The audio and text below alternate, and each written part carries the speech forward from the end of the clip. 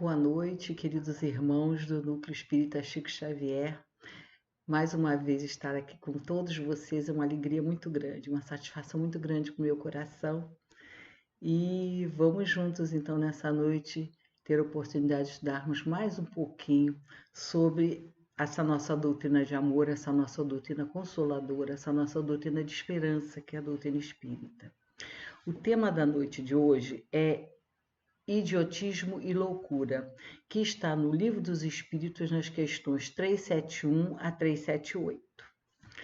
Então, iniciamos essa reunião da noite de hoje, também saudando amorosamente a todos os companheiros que estão nos assistindo pela internet, nesse meio maravilhoso de multimídia que chegou no momento certíssimo, como tudo que vem pelas mãos de Deus, né? Chegou na hora certa para nos permitir, em momentos difíceis como esse que vimos passando de pandemia, podemos de alguma forma estarmos juntos, estarmos falando sobre a nossa doutrina, divulgando a doutrina espírita.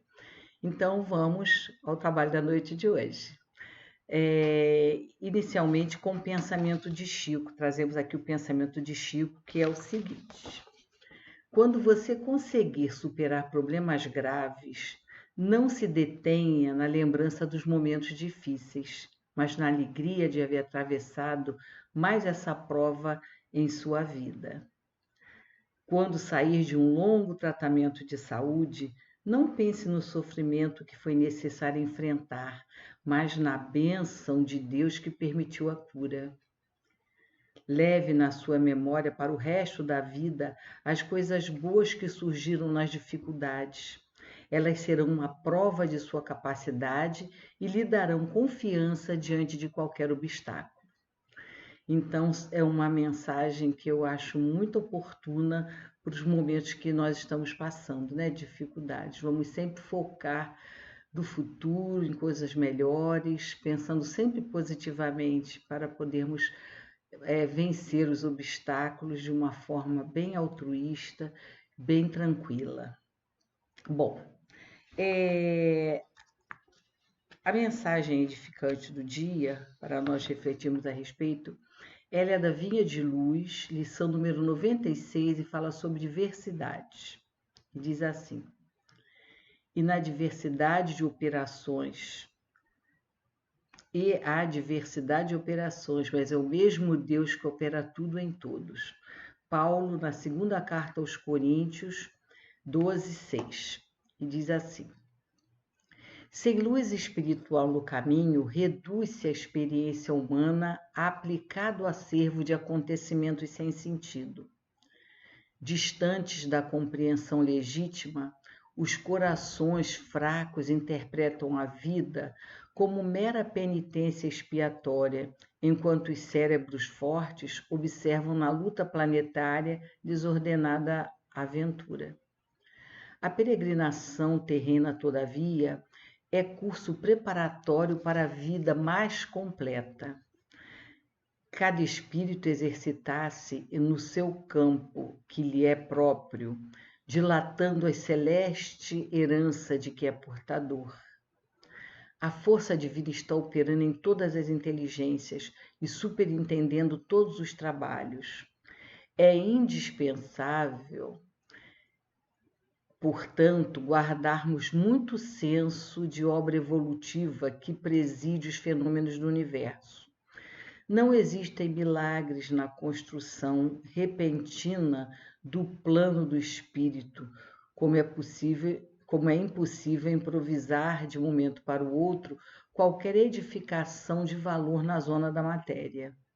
O serviço de iluminação da mente com a elevação dos sentimentos e raciocínios demanda tempo, esforço, paciência e perseverança. Daí a multiplicidade de caracteres a se aprimorarem na oficina da vida humana, e por isso mesmo a organização de classes, padrões e esferas em número infinito, obedecendo aos superiores desígnios do Pai. É necessário, pois, que os discípulos da revelação nova, com o cristianismo redivivo, Aprendam a valorizar as oportunidades do serviço de cada dia, sem inquietações, sem aflições. Todas as atividades terrestres enquadradas no bem procedem da orientação divina que aproveita cada um de nós outros, segundo a posição em que nos colocamos na ascensão espiritual. Toda tarefa respeitável e edificante é de origem celeste. Cada homem e cada mulher pode funcionar em campos diferentes.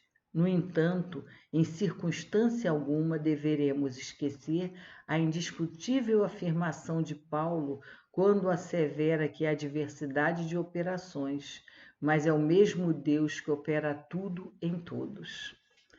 Então, essa mensagem que nos chega hoje através da Vinha de Luz é justamente para nos lembrar que Deus está no comando de tudo no universo. Ele é a força maior, ele é a força que nos dirige, a inteligência máxima, a causa primária de tudo. Portanto, nós ficamos, às vezes, angustiados, às vezes ficamos assustados, ansiosos e até depressivos diante de situações que nos apresentam diante da vida e ficamos rogando muito, pedindo muito para que possamos evoluir logo, para que possamos logo mudar de patamar, para termos outra situação de vida, para não passarmos por determinados momentos desagradáveis, angustiantes.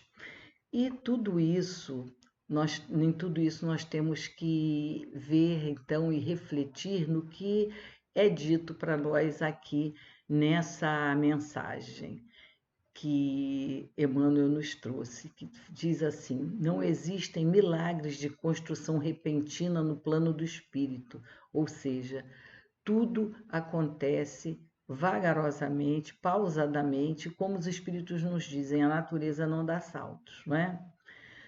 Do mesmo modo como é impossível improvisar de um momento para o outro qualquer edificação de valor na zona da matéria. Todas as coisas que são criadas na matéria para beneficiar a matéria, elas demandam tempo de maturação e o tempo para serem realmente produzidas, para serem testadas, para se chegar à conclusão certeira, de que aquilo será bom para todos, será de boa-vinda, né, para todos nós. Então, o serviço da nossa iluminação nossa interior, nossa iluminação da nossa mente, a elevação dos nossos sentimentos, a melhoria dos nossos raciocínios, tudo isso demanda tempo e demanda esforço, porque precisa o esforço de cada um de nós para procurar domar as nossas más tendências, procurar acertar aquilo que nós estamos fazendo de errado ainda e procurarmos trilhar o caminho certo da evolução. Então, essa, nesse sentido, a mensagem que hoje temos aqui do Vinha de Luz, né? Que nós precisamos nos aprimorar, precisamos de organização em todas as classes, no universo, na sociedade, em todos os cantos, é necessária uma organização de classes, de padrões, de esferas, e é tudo isso subordinado aos desígnios do nosso Pai Maior, do Senhor da vida. Então é necessário que nós, que somos os novos apóstolos de Jesus, e que estamos aqui trazendo a sua palavra, reproduzindo os seus pensamentos, os seus ensinamentos, que nós possamos ter isso mesmo em mente, que nós não podemos deixar de valorizar as oportunidades de cada dia sem nos afligirmos, sem inquietude, sem desespero. Nós temos que aproveitar essas atividades terrestres de acordo com que elas se apresentarem diante de nós e fazermos o nosso melhor de acordo com o Evangelho que Jesus nos ensinou, de acordo com as leis de Deus que estão estabelecidas no Livro dos Espíritos. Então, cada um de nós pode funcionar em campos diferentes. Todas as tarefas, elas são relevantes e são importantes. Vão ser importantes para a obra de Deus. Então, vão ser diversidade de tarefas, diversidade de operações, cada um fazendo a sua parte de acordo com a sua bagagem, mas em todas elas Deus estará sempre presidindo aquilo que foi feito. Deus opera tudo em todos. Bom, então já pacificados os nossos sentimentos, os nossos pensamentos, os nossos corações, vamos à prece inicial da nossa noite. Elevando o nosso pensamento a Deus, nosso Pai de infinita bondade, esse Deus de amor e de justiça, a Jesus, amigo, amigo de todas as horas, ao nosso querido professor Eurípides Barçanufo, ao nosso Chico, a toda a espiritualidade, enfim, que nos acolhe e nos ampara.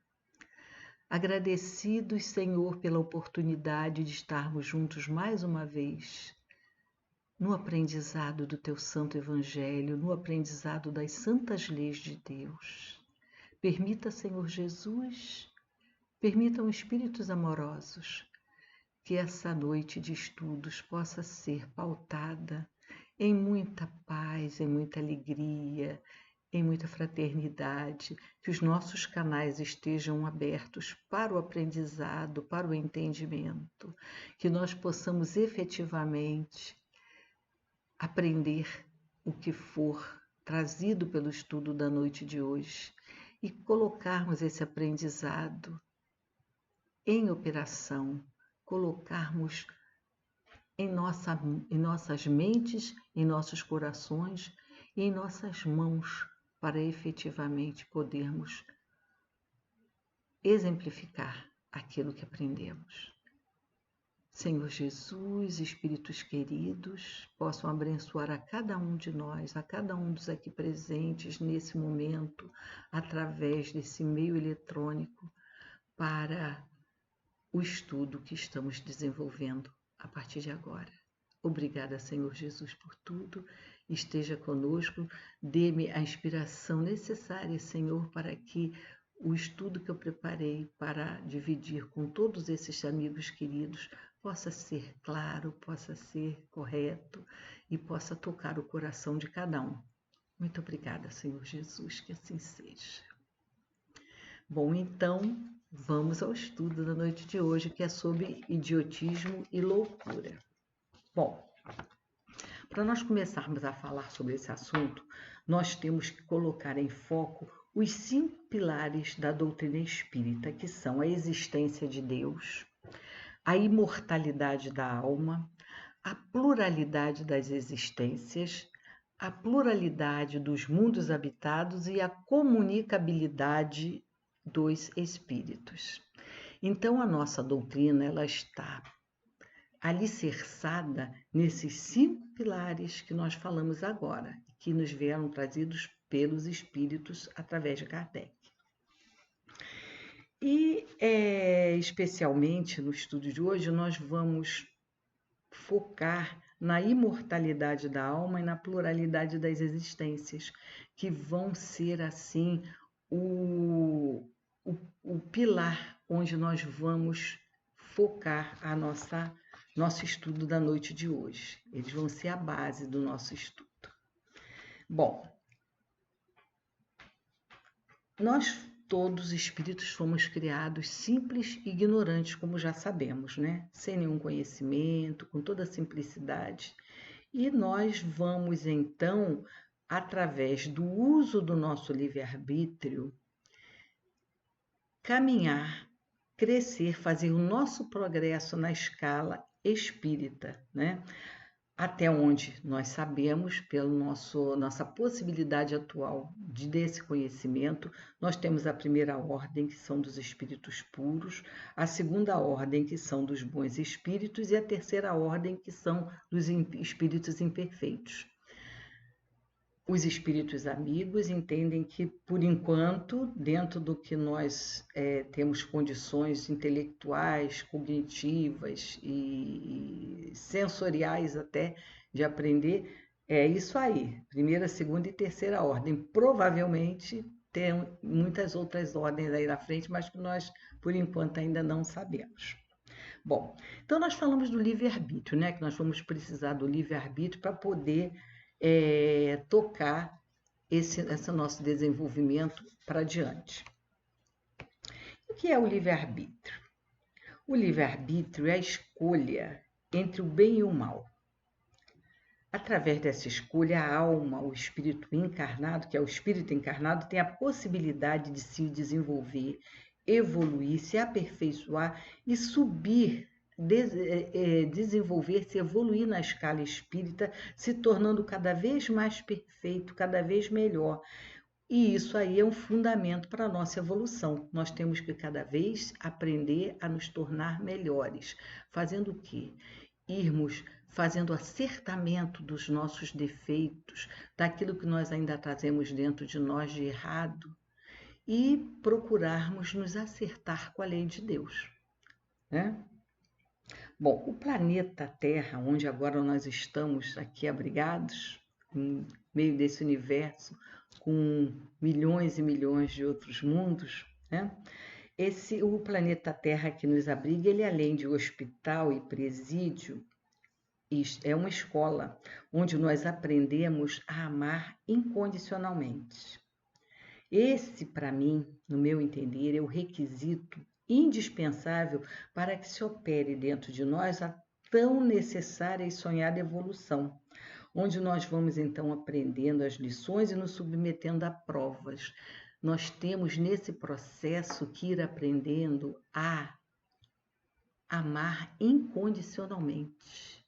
No momento em que nós amarmos o nosso irmão, sem nos preocuparmos com a cor da pele, com a raça, com o sangue, com a situação dele social, intelectual, quando nós vermos o nosso irmão como o nosso irmão querido, filho do mesmo pai, aí nós estamos amando incondicionalmente. Nesse momento, quando nós amarmos incondicionalmente, as portas vão se abrir para todos nós, porque nós vamos aprender também a ter condições de perdoar incondicionalmente, no exercício desse amor incondicional. Nós vamos ter condições de entender o outro, de não querer exigir do outro mais do que aquilo que ele possa nos dar. Então vai ser uma coisa maravilhosa, quando nós conseguirmos amar incondicionalmente. Bom, nós falamos de provas, né? Nós estamos aqui nesse planeta para provas, expiações, né? Porque ele é um planeta nessa situação. Então, as provas, elas são oportunidades de aquisição de experiência, dificuldades que nada têm a ver com equívocos ou erros cometidos no passado. Riqueza, beleza, vida fácil, tanto quanto a pobreza, a feiura, a vida difícil, é que vão demonstrar aos espíritos superiores e, obviamente, a Deus se nós já estamos aptos a avançar mais um pouquinho, seguir para a classe seguinte, mudar de planetinha, mudar de situação, não é? Então, nós estamos nesse momento como numa escola aqui na matéria, né? Onde as crianças, como nós já fomos, estivemos lá aprendendo com os nossos professores, diversas matérias, entendendo aquilo tudo e tal, e num determinado momento fomos submetidos a provas para saber se nós realmente tínhamos aprendido e nós podíamos mudar para a série seguinte, né? Aqueles que não aprenderam, o que aconteceu? Continuaram na mesma série, ninguém voltou para a série anterior, ficou na mesma. Quem era da segunda série e fez as provas para passar para a terceira, os que passaram seguiram em frente, foram para a terceira, e os que não passaram ficaram na segunda mesmo, ninguém voltou para a primeira. Então, quando nós evoluímos espiritualmente, é assim, nós não vamos, andamos para trás, nós ficamos ali paradinhos de novo, repetindo tudo aquilo que não tivemos condições de aprender ainda, né? Então, o espírito nasce rico para ele aprender o valor do dinheiro e o bem que ele pode espalhar em torno de si, sendo um bom patrão, ajudando os necessitados, investindo na educação e na cultura da sociedade em que ele está integrada. Então, o espírito nasce rico para que ele possa utilizar aquela riqueza em prol dos nossos irmãos. Olha aí, amar incondicionalmente, poder fazer o bem a outras pessoas, né? Isso aí uma prova que o espírito vai passar. Se ele executa tudo isso que ele havia se comprometido antes de reencarnar numa boa, ele vai ser um ótimo patrão, ele vai ser uma pessoa boa, ele vai espalhar muita bondade em torno dele, vai ajudar aqueles que necessitam. Ele vai passar de ano, já está credenciado aí para outro patamar evolutivo, né? Agora, no entanto, se esse espírito faz mau uso da riqueza, utiliza a riqueza para fazer mal, para espezinhar, para orgulhosamente se exibir daquilo que tem, querer coisas desnecessárias somente pelo desejo de ter cada vez mais, né, enriquecer cada vez mais, amealhar dinheiro cada vez mais, prejudicando pessoas. Então, esses espíritos estão puxando para si a expiação, porque eles vão ter que se reajustar com a lei de Deus. Toda vez que nós temos que nos reajustar com a lei de Deus, nós temos uma expiação aí pela frente para encarar. Então, as expiações, veja bem, as expiações, diferentemente das provas, elas já decorrem do uso equivocado do nosso livre-arbítrio em reencarnações anteriores, cujas escolhas afrontam a lei natural ou divina, que está elencada e explicada no Livro dos Espíritos na terceira parte. Depois vocês peguem o Livro dos Espíritos, vão lá na terceira parte dar uma olhadinha nas leis de Deus que estão lá, nas leis divinas ou naturais. Então, toda vez que nós contrariamos a lei divina, nós criamos para nós a necessidade de expiar o erro cometido, a fim de resgatar esse erro e ir depurando o espírito, acertando esse passado delituoso, né? Então, o mal rico, aquele que usou mal a sua fortuna por expiação, poderá vir a ter que vir na miséria, pedindo esmola na rua e vivenciando todas as privações oriundas da miséria, para ele dar valor a isso, ver o quanto é triste ter que estar se estendendo a mão à caridade pública pedindo um auxílio. Ele já esteve na condição de dar, estender as mãos para dar. Ele vai vir na condição de estender as mãos para pedir, para ele aprender a importância de se ajudar aqueles que precisam. O orgulhoso, aquele que tinha nariz empinado, não falava com o pobre, espezinhava o outro porque ele achava que não era digno da sua palavra, da sua presença, da sua amizade. Esse vai vir com todas as humilhações possíveis, passando exatamente por tudo aquilo que ele fez o outro passar. O que abusa da autoridade, aquele chefe despótico, aquele patrão mau, aquele chefe que abusa da boa vontade do empregado, que não ajuda ninguém, que procura fazer sempre o possível para ser inflexível diante de eventuais faltas, de eventuais erros, sem ter a caridade de ouvir o outro e ser mais benevolente. Esse vai vir com desprezo dos outros também, vai ser obrigado a obedecer a um superior mais ríspido e mau do que ele foi.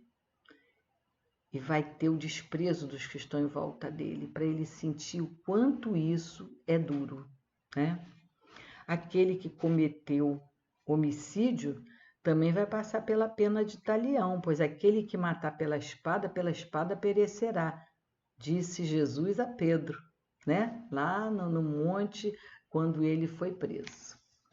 Então, como disse Jesus a Pedro nesse momento, né? Isso aí. Bom, o idiotismo, aí entramos no foco da nossa conversa de hoje. O idiotismo ele pode se tratar de prova ou de expiação, não depende do que tiver acontecido.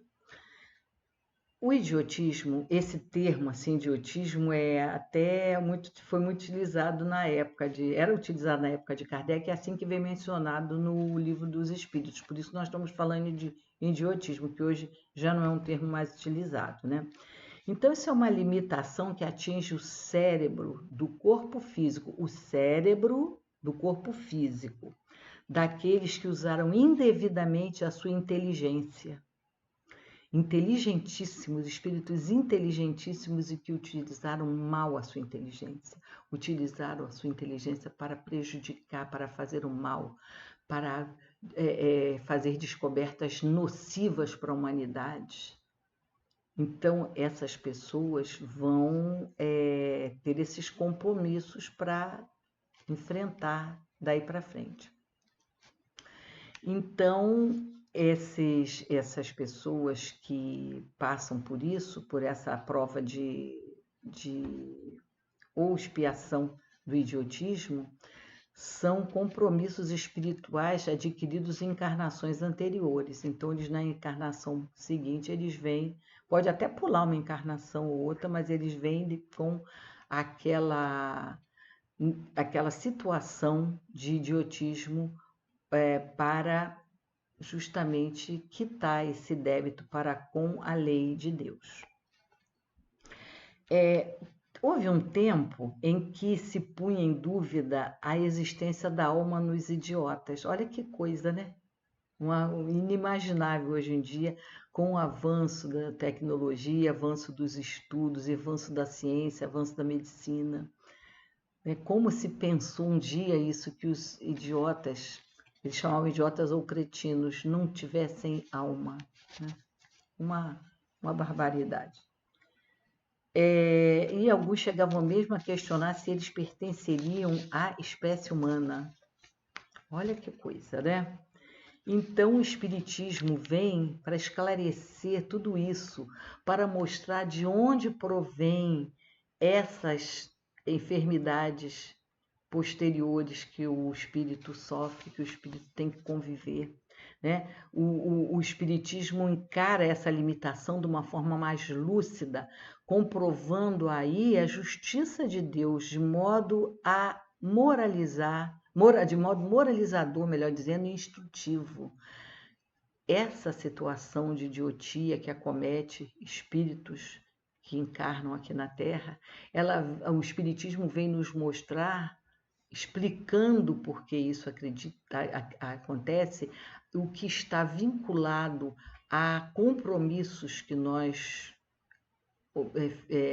acabamos tendo de experiências anteriores por conta dos equívocos do nosso livre-arbítrio. Então, o Espiritismo vem e explica isso muito bem e esclarece, como, aliás, esclarece tudo, né? Então, esse termo idiota, ele era usado na época, como eu já disse, que Kardec fez a codificação, que escreveu a codificação.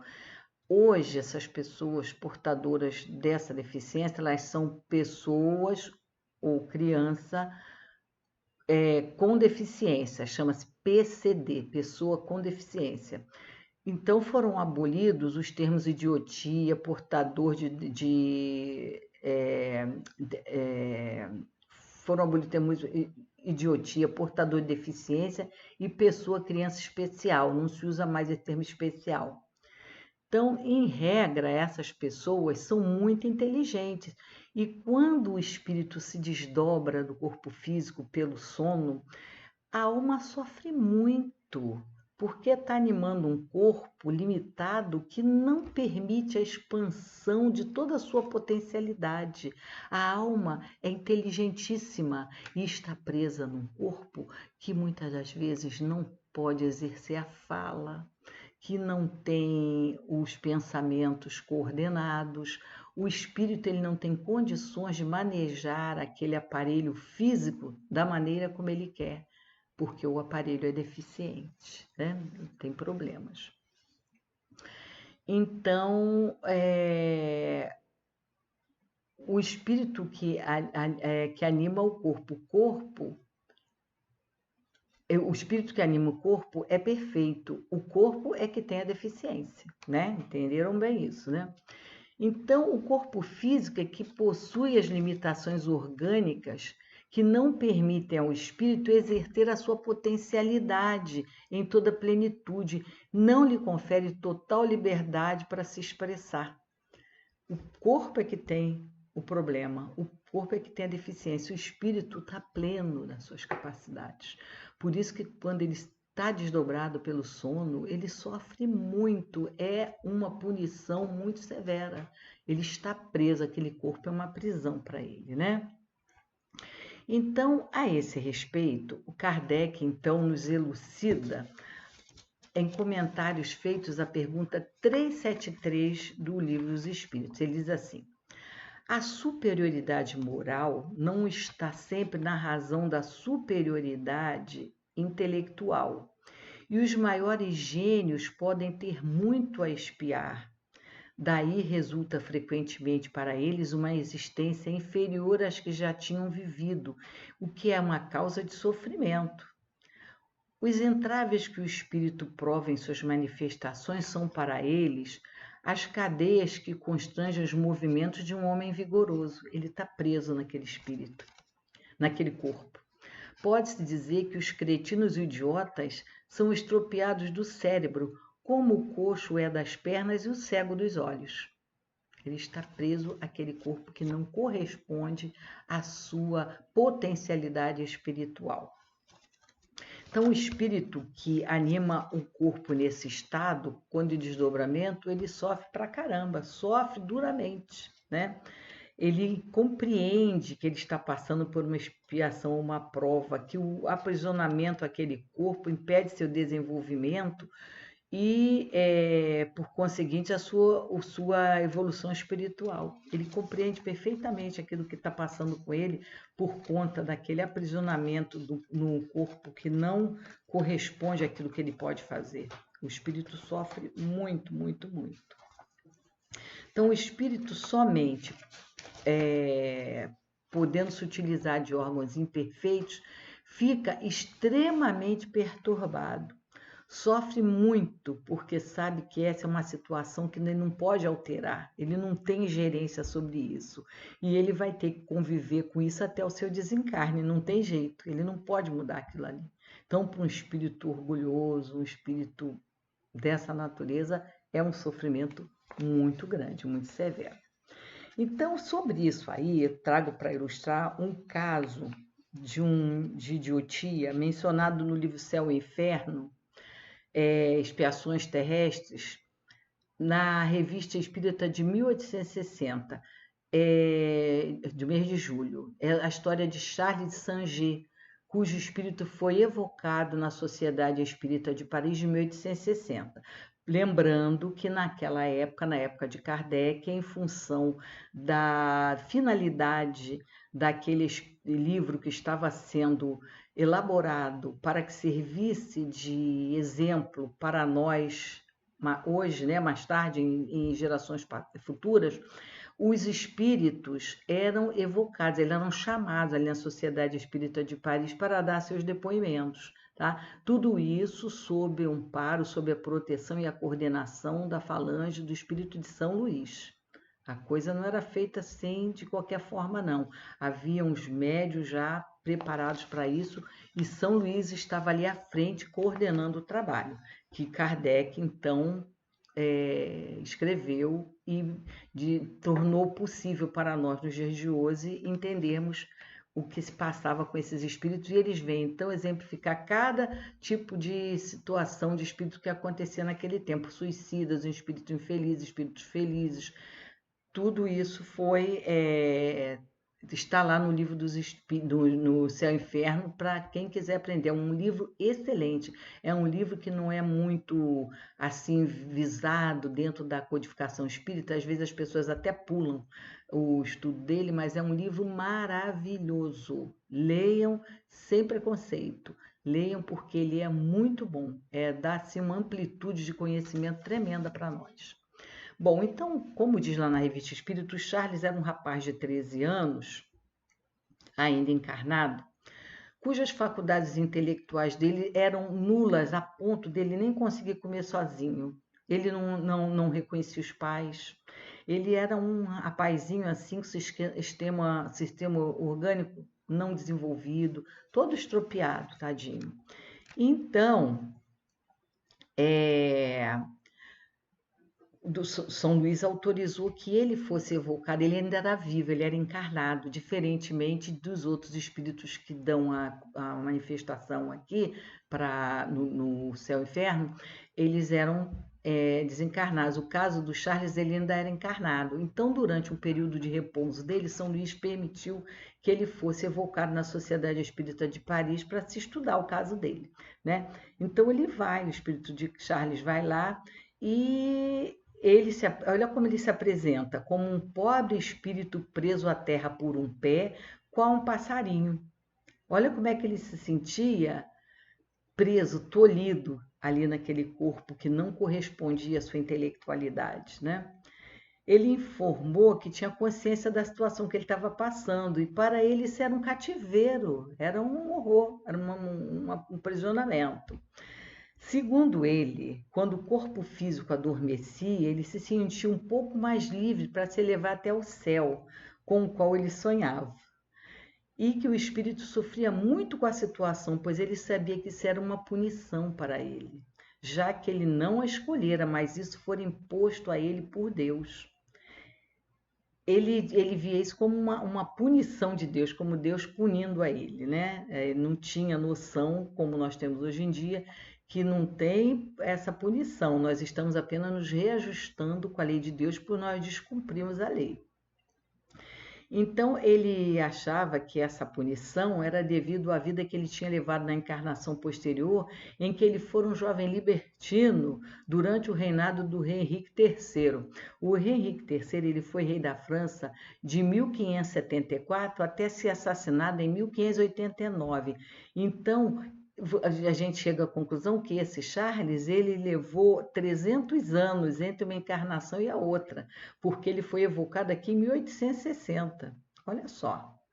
Então, a coisa para o Charles foi sinistra mesmo, foi complicada. Mas, como esse espírito ouvia tudo que se passava ao redor dele, embora o corpo físico nada percebesse, aquilo fazia com que ele sofresse muito, porque ele ouvia, mas ele não podia falar, não podia se manifestar, não podia fazer nada. Mas ele ouvia e percebia. Então, ele não podia nada, ele achava que nada podia ser feito por ele. Aí Kardec disse que queria ajudar de alguma forma, que todos ali naquela reunião queriam ajudar de alguma forma, certamente por meio de preces era o que se podia fazer, né? E São Luís recomendou, inclusive, que essas preces fossem feitas, mesmo não tendo sido pedida pelo Charles, porque ele achava que não se podia fazer nada por ele na situação que ele estava, naquele horror que ele vivia. Então, São Luís disse, não, façam a prece. As preces, aí ele diz assim, as preces, além de sempre úteis, agradam a Deus. No caso desse espírito, elas de nada lhe servem imediatamente, porém, mais tarde, Deus as levará em conta. E o que a gente observa nesses espíritos aqui que nós aprendemos, entendemos, estudamos no livro do Céu e Inferno, é que, olha, 90% pede prece. Todos eles, até os que se diziam ateus, pedem prece. Entendeu? Como é que a prece é importante, né? Uma prece é valorosa para tudo. Então, tem uma instrução que veio na Sociedade Espírita de Paris, de um espírito sobre os idiotas e os cretinos. Esse espírito disse assim, ó: os idiotas são os seres castigados pelo mau uso das poderosas faculdades. Almas encarceradas em corpos cujos órgãos impotentes não podem exprimir seus pensamentos.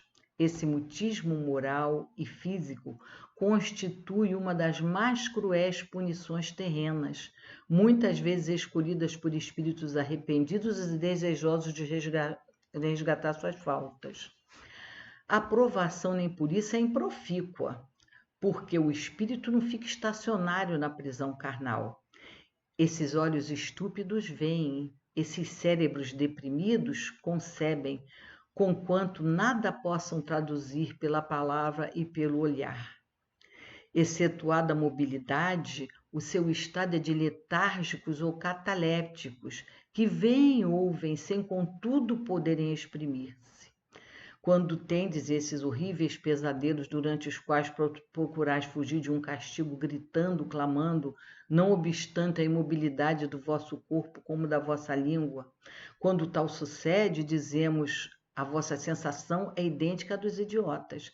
É a paralisia do corpo ligada à vida do espírito.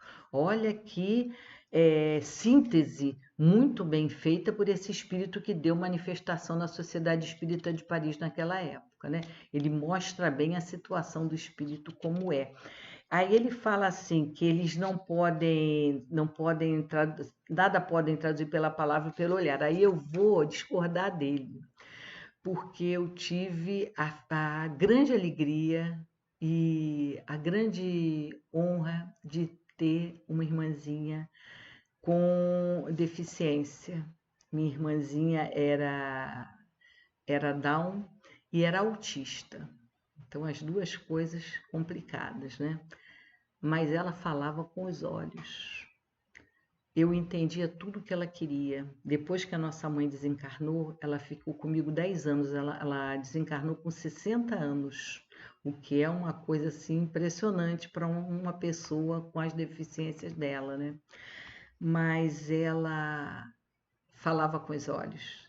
Eu entendi o que ela queria. Ela, aquele olhar de doçura, de pergunta, de reprovação, de aborrecida. Ela falava com os olhos. E foi um grande aprendizado com ela que eu tive oportunidade de ter.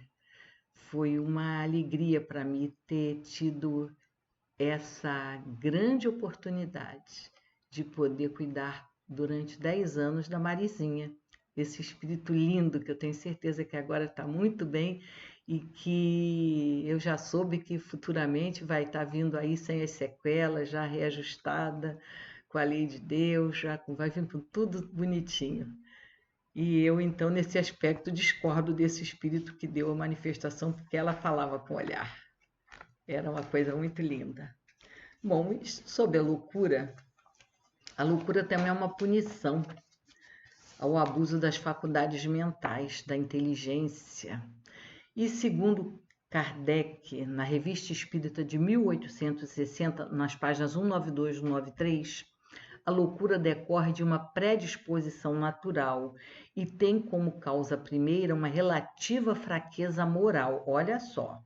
A loucura decorre de uma predisposição natural e tem como causa primeira uma relativa fraqueza moral, que torna o indivíduo incapaz de suportar os choques de certas impressões, como a mágoa, o desespero, o desapontamento e todas as tribulações da vida. Kardec, então, nos ensina que a doutrina dá ao homem a força necessária para ver essas coisas com indiferença e, desse modo, atenua a causa mais frequente que o leva à loucura e ao suicídio. E é verdade. O que os espíritos nos ensinam?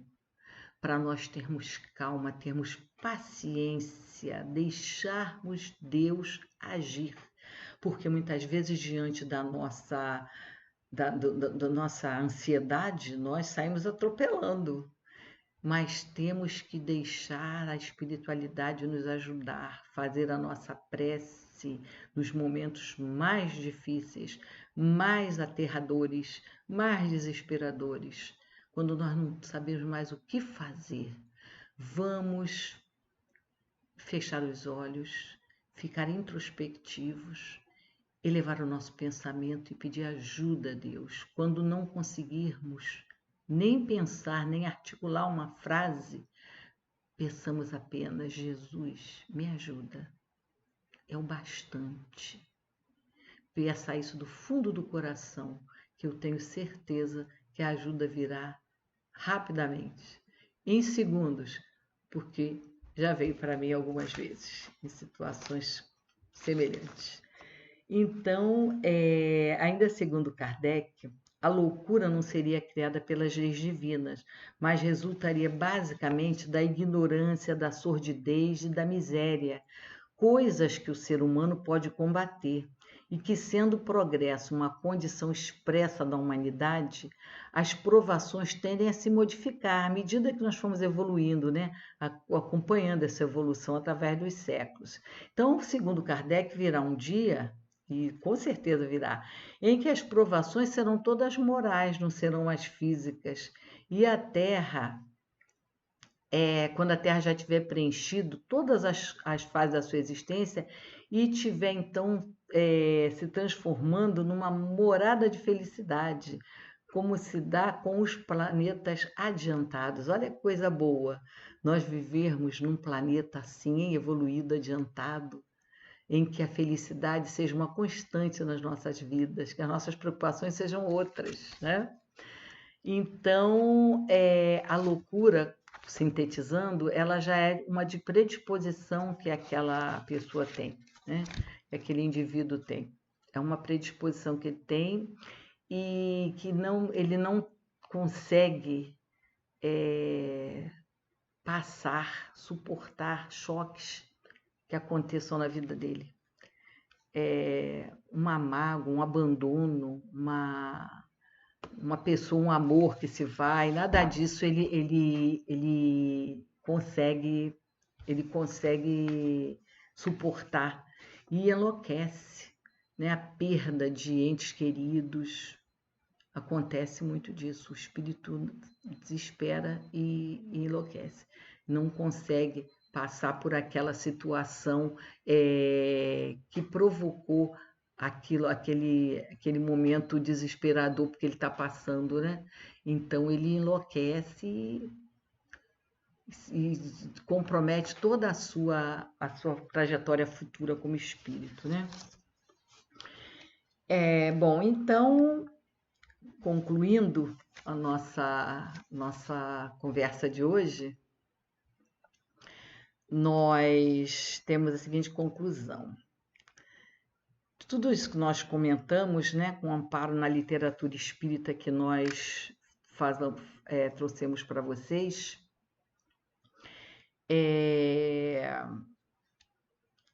fica bem clara a aplicação da justiça divina. Isso que eu acho que é um foco mais importante aí, é isso. A demonstração da justiça divina, porque não ocorre nada em nossas vidas sem que nós tenhamos dado causa. Lei de causa e efeito, ação e reação, né? Então, a justiça divina, ela explica os fundamentos dessas enfermidades, como nós estudamos hoje, do idiotismo e da loucura. E como sabemos, como falei agora, que nada acontece por acaso, que as nossas vidas estão diretamente ligadas às escolhas que nós fazemos durante essa nossa trajetória espiritual, né?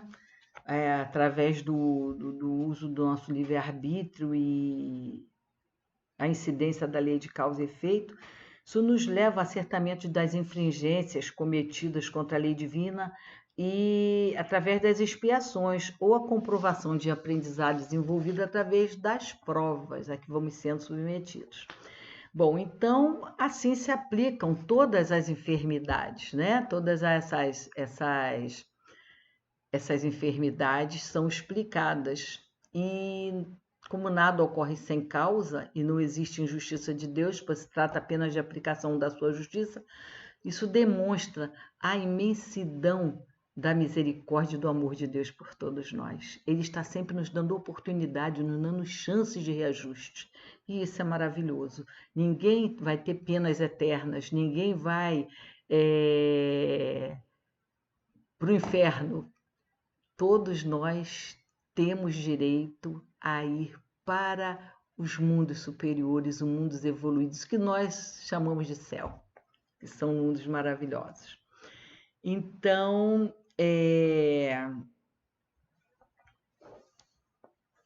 a vida assim contemplativa, né, das pessoas que uma vida isolada,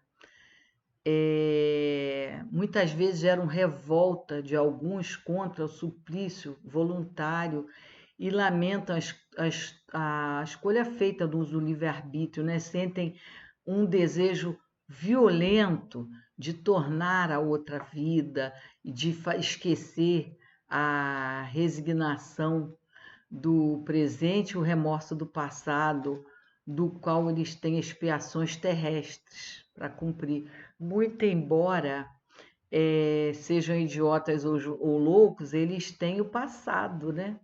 E tem também inteligência.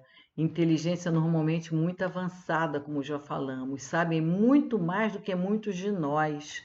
Os atos de loucura, assim como os de imbecilidade, não devem ser para nós outros motivos para maltratar essas pessoas, como muitas vezes fazem pessoas que não têm paciência, que não têm carinho, que tratam com grosseria, que maltratam até fisicamente essas pessoas que são impotentes para se defender. É uma crueldade, é uma maldade muito grande fazer uma coisa dessa com uma pessoa que não pode reagir, não pode se defender, né? Então, aumenta o sofrimento delas, né?